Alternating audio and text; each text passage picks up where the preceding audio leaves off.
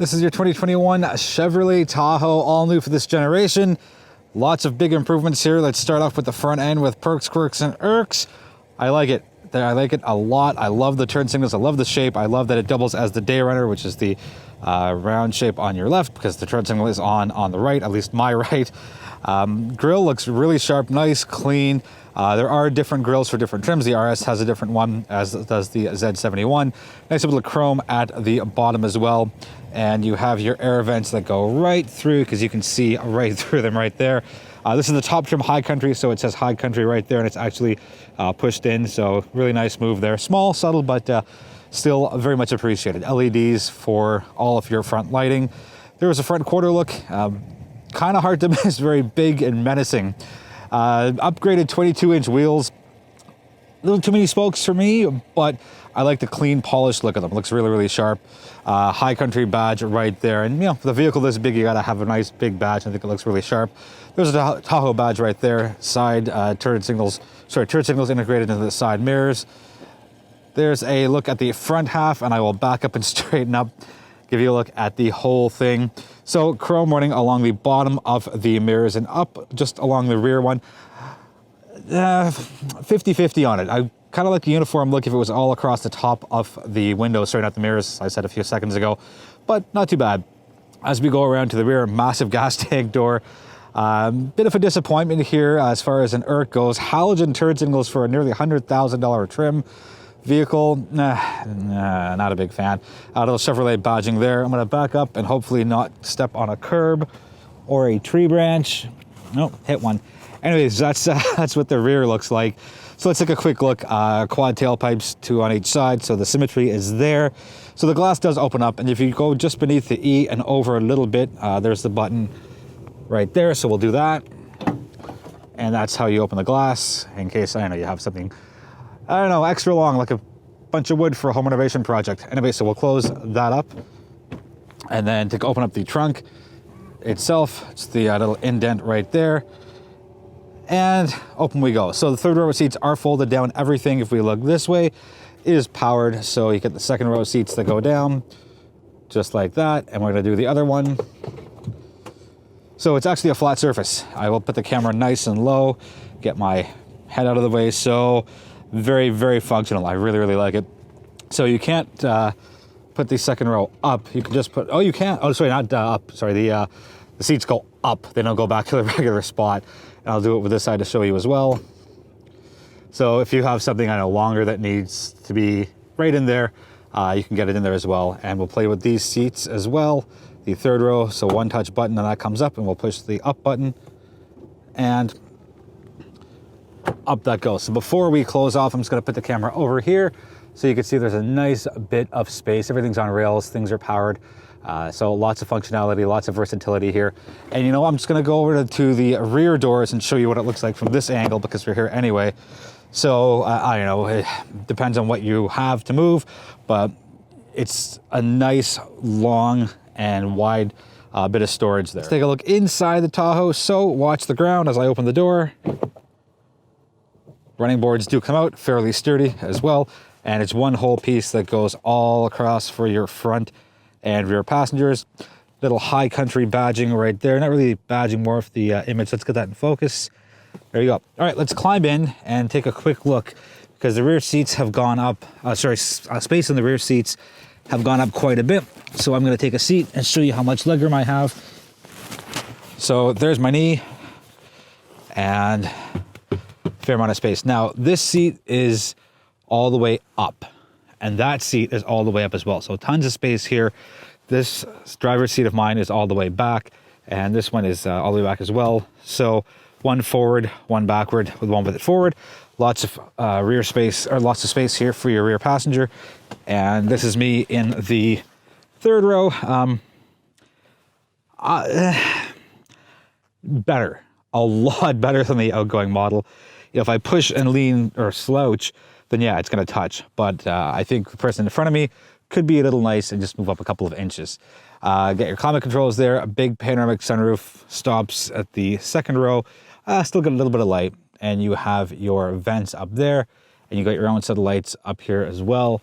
Let's take a look at the second row of seats. So again, This one is all the way forward, the one I'm about to be sitting in, and this seat is all the way forward as well. So not the most ideal conditions. Like, I don't think anyone's going to be sitting like that, but you can see with the optimized seat for the middle row, there is so much space here.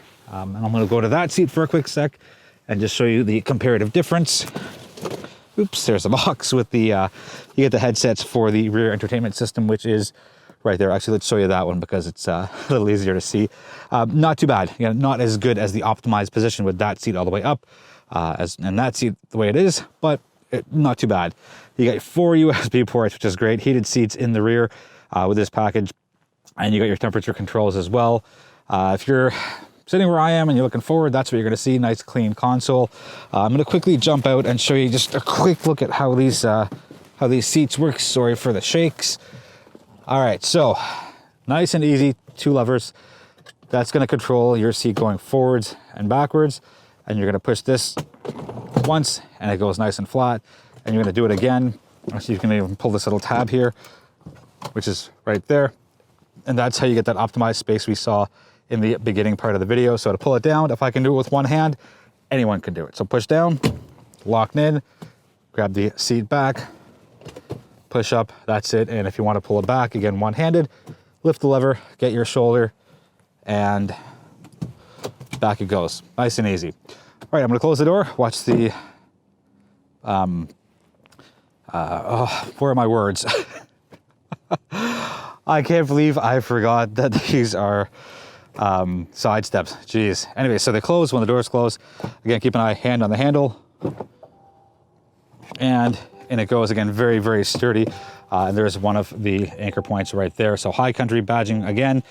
Cool move here is high badging on the headrest. So the lights were on for the outside of the video, and it beeps, and it doesn't like that. Anyway, seats, not too bad. Side bolsters, a little thin. Thigh bolsters, not really all that great, but you get a cool little design pattern here for the piping. White stitching, brown leather, again, part of this option. And not too bad overall. Let's quickly jump in, take a look. Not a fan of wood trims on anything, but I do think the way the brown leather contrasts with the black plastic looks really sharp. Nice, big, huge Bose speaker. Like, look at the size of that. It just goes from way up here pretty much all the way to the bottom of the door. So really sharp there. Chevrolet logo. Let's start up the vehicle. There's your start button. So here it is. Overall, I like it because it's got these beautiful, beautiful digital gauges up here, digital screen in the middle, but it's flanked by 2, to me, plain looking analog dials. I just think it takes away from the beauty and high res of the digital side here. I'm not sure if we can get it in focus. There's a 0 in the middle of your screen. 15-inch heads-up display. That thing is massive. A little too big for my liking. That's the Irk. The perk here is it's all hard touch buttons. So you raise or lower it, you get your info and the brightness. So well done there. A little bit of information here as far as there's your lane keep assist, traction control, hill descent control, parking, automatic start stop. There are your lights. There is your air suspension, and we'll get into more of that in the drive portion, but it does have the active air suspension here, so you control it through your drive modes, and then you push the bottom part of the button, and that gets you your ground clearance and different options. So again, we'll go through that through the drive portion. Steering wheel, really cool how it has this nice brown touch to it. It matches my boot, which you can see in the middle of your screen. Everything is nice and clean and just easy to pull as far as information goes. Heated steering wheel right on the steering wheel itself. Nice touch. Really like the brown leather. I think it's a really classy touch. It takes away from it a little bit with the wood finish, but that's just me.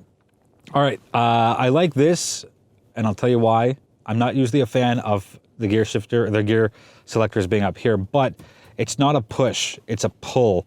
So you have to intentionally do it. So if someone in your passenger seat is playing around with the infotainment system, and you hit a bump or whatever and their hand slips, it's pretty rare for your hand to slip and then turn and then lift upwards.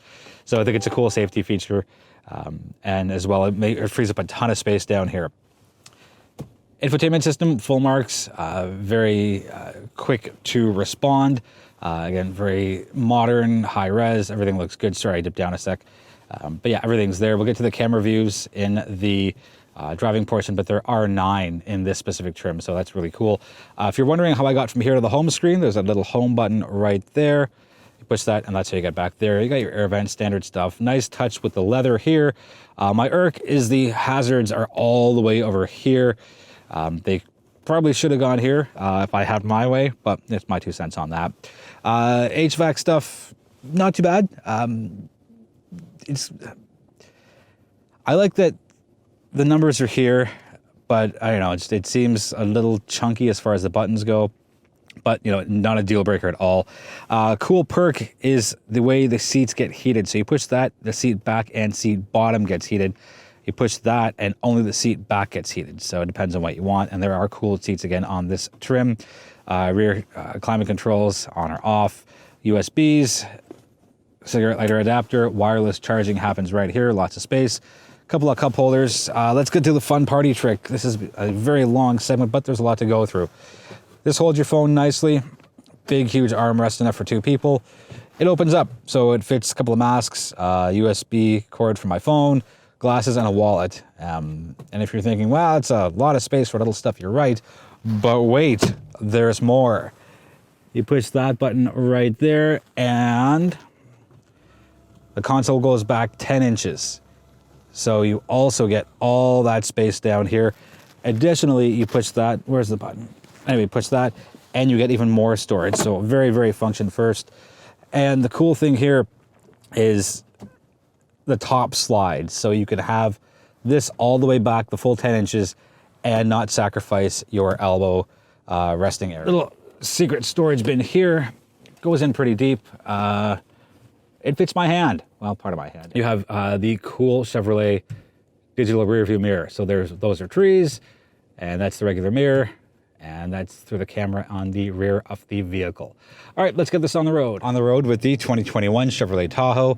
On the top trim High Country, under the hood comes a 6.2-liter V8, 420 horsepower, 460 pound-feet torque, all through a 10-speed automatic transmission. There is an option for a 5.3-liter V8. This one's all-wheel drive, and the lower trims come with front-wheel drive. So if you're looking at a Tahoe, chances are you've got a cottage or a boat or a trailer, you're pulling something, in addition to wanting to bring along up to 6 other people with you. So without the max trailer package, you can pull 7,700 pounds. If you do opt for the max trailer package, that figure shoots up to 8,400 pounds. So pretty much whatever you have, in boats, trailers, whatever it is you have, you should have no problem in pulling it with the all-new 2021 Chevrolet Tahoe. Let's do cargo space, because it's cavernous. So all seats down, like I showed you in the beginning of the video, where they all fold flat, 3,480 liters of cargo space. If you have the second row of seats up, it's 2,056. And if all seats are up and you have 6 passengers as well as yourself, you get 722 liters of cargo space. So not too bad.